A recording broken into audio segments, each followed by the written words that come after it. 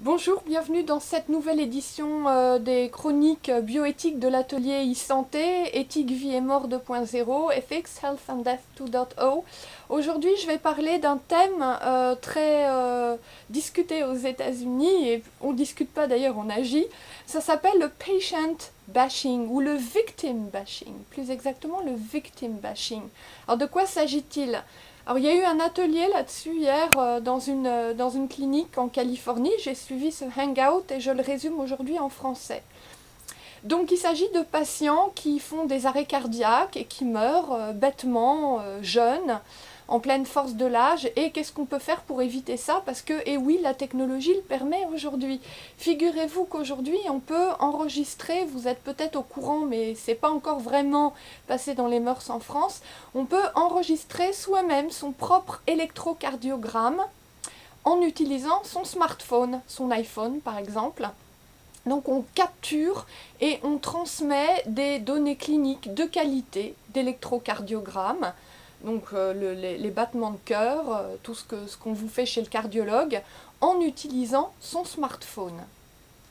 Il y a donc aux États-Unis une société qui s'appelle AliveCor, Heart Monitor, et c'est donc approuvé par la FDA, ça a eu le marquage CE, donc pour l'Europe, et c'est disponible aux US, en Grande-Bretagne, donc au Royaume-Uni, en Irlande. Pas du tout en France. Donc pour le moment, alors qu'est-ce qui se passe concrètement? Vous prenez en fait un petit boîtier d'iPhone que vous achetez, mettons un iPhone, mais ça peut être pour autre chose qu'un iPhone. Donc c'est une coque noire, il y a deux striures grises comme ça.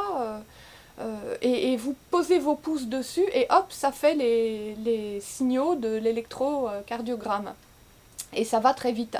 Vous sauvegardez, vous téléchargez, vous sauvegardez, le flux est sécurisé, vous l'envoyez au médecin, au spécialiste de votre choix, votre généraliste, votre cardiologue, et selon les données cliniques qu'il reçoit, il décide de déclencher un rendez-vous ou pas.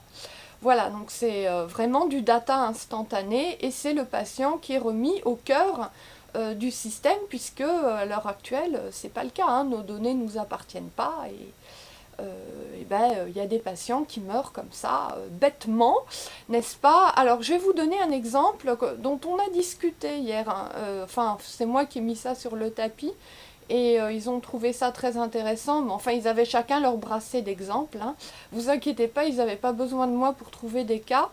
Il y a eu l'année dernière le décès malheureux d'Olivier Ferrand, ce jeune député socialiste qui est décédé le 2 juillet 2012, victime d'un accident cardiaque au retour d'un jogging. Et donc on a parlé de risque de mort subite chez les sportifs amateurs. Il y a eu un article dans le quotidien du médecin le 5 juillet 2012. Le professeur François Carré, médecin du sport et cardiologue à l'hôpital Pontchaillou de Rennes, a fait ce qu'on appelle du victim bashing. Dès qu'on ne peut plus siffloter, chantonner ou répondre aux questions de ses copains quand on court en groupe, c'est qu'on est au-dessus de ses possibilités. Il faut s'arrêter, marcher et reprendre. C'est sans doute une plaque de graisse qui s'est rompue et qui a bouché une artère. Donc, attendez, voilà, stop, arrêt sur image. Moi, des gens qui courent et qui ne seraient pas en état de siffloter ou de tenir une conversation, j'en vois régulièrement. Puis en Californie, il y a plein de joggeurs, hein, donc ils ne s'écroulent pas tous d'un arrêt cardiaque. Là, on est clairement dans le victim bashing, c'est ce qui a été identifié hier en tout cas. Donc, si ce patient-là avait eu ce device d'électrocardiogramme, qu'est-ce qu'il en serait advenu? Est-ce qu'il serait toujours en vie aujourd'hui? En tout cas, la santé numérique, exemple concret, ça, vous enregistrez vos données cardiaques, électrocardiogramme, vous l'envoyez en temps réel à votre médecin et de là, on vous dit quoi faire. Donc ça suppose toute une organisation, ça suppose que évidemment les patients fassent pression pour se doter de ce genre d'instruments parce que je vous explique la chose, mais vous n'avez peut-être pas besoin que je vous fasse un dessin. Les médecins ont beaucoup de billes à perdre dans cette nouvelle organisation avec les outils du numérique parce qu'ils ne vont pas être au centre de la chose. Ça va être un petit peu plus le patient. Donc, sans faire de politique politicarde, voilà, il y a une organisation à faire. Alors aux États-Unis, les médecins, effectivement, les cardiologues commencent à prescrire des applications, donc des apps, des applis, au lieu de prescrire des médicaments. À quand en France, à mon avis, ça viendra parce que c'est le sens de l'histoire, mais clairement avec un retard à l'allumage, on va dire. La preuve, c'est que cette appli n'est pas encore disponible. Alors bon, bah moi je l'ai testé, ça va effectivement très vite. J'étais là, oh, et on me dit, mais vous vous impressionnez pour un rien, vous avez peur d'un papillon ou quoi? Ou non, on fait ça couramment, on fait ça tout le temps, on voit les patients, on leur prescrit l'appli, et hop, j'ai des données. Même chose, bon, évidemment, pour le diabète, le flux, la tension artérielle, etc. Donc toutes ces maladies, ce qu'on appelle les affections de longue durée, les ALD, vont pouvoir comme ça être suivies avec le patient au centre du dispositif qui va vraiment pouvoir monitorer sa santé. Et ça rend quand même les choses, on va dire, beaucoup plus appétissantes pour le patient. Surtout s'il ne meurt pas, je ne sais plus quel âge avait Olivier Ferrand, mais il était vraiment jeune.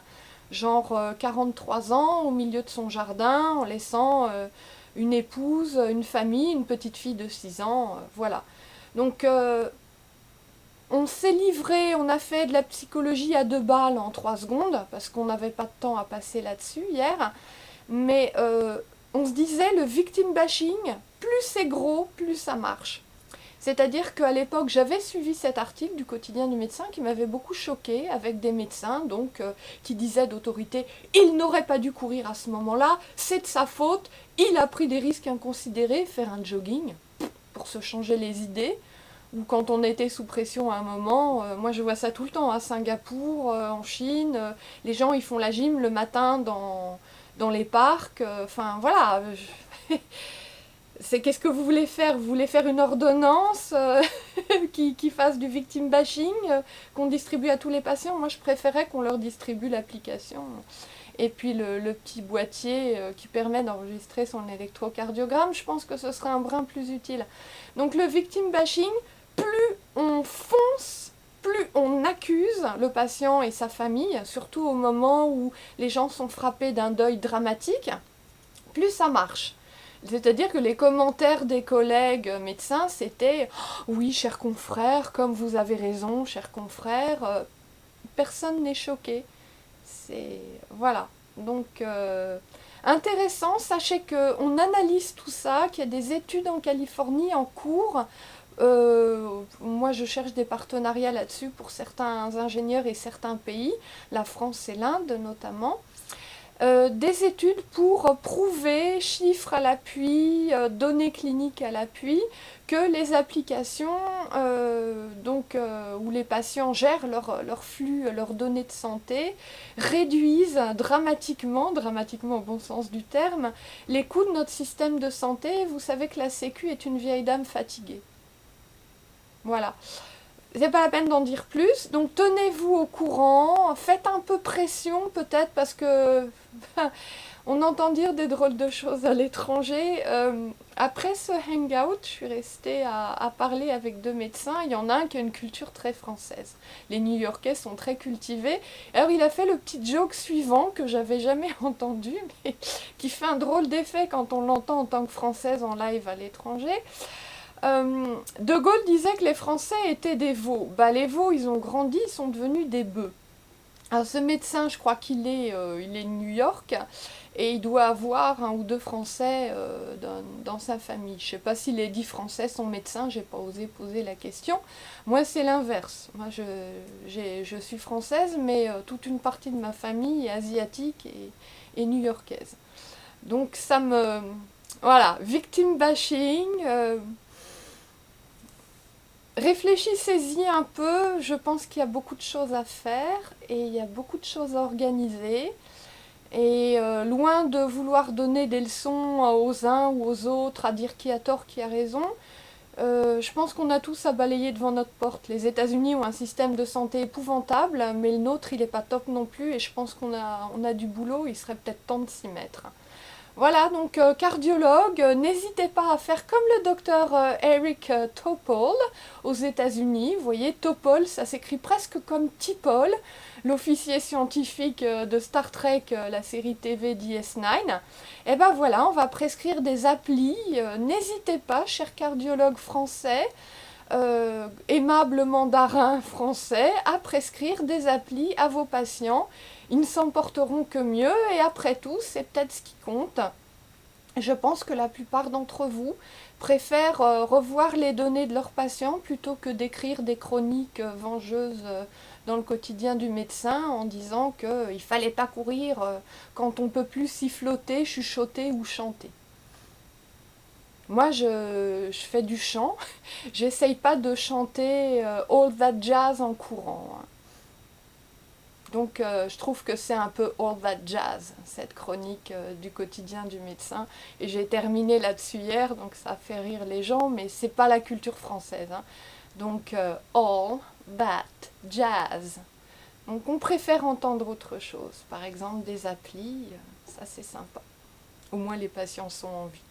Voilà, donc si vous avez des exemples de victim bashing, je suis sûre que vous en avez plein, faites le lien, connect the dots, et dites-vous que ça va aller parce qu'on va réorganiser la santé.